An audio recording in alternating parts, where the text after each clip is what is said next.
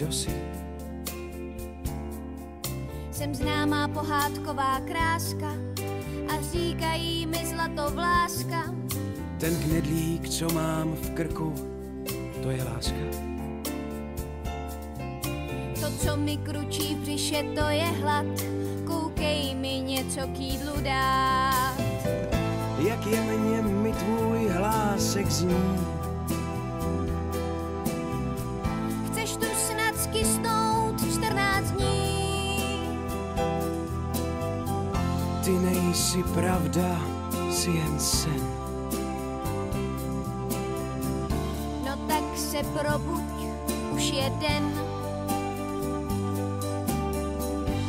Já totiž jsem normální princezna, dívka zcela urozená.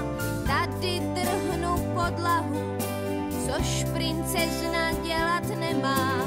Denně v sluji gruntuju, leštím kliky, vařím kaši, peru obří košile. Tohle to tak vidět naši.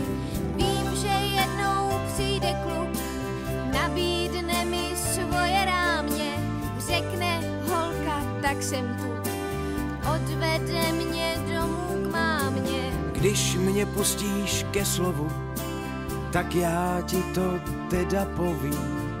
Odvedu tě a to hned, ale kam?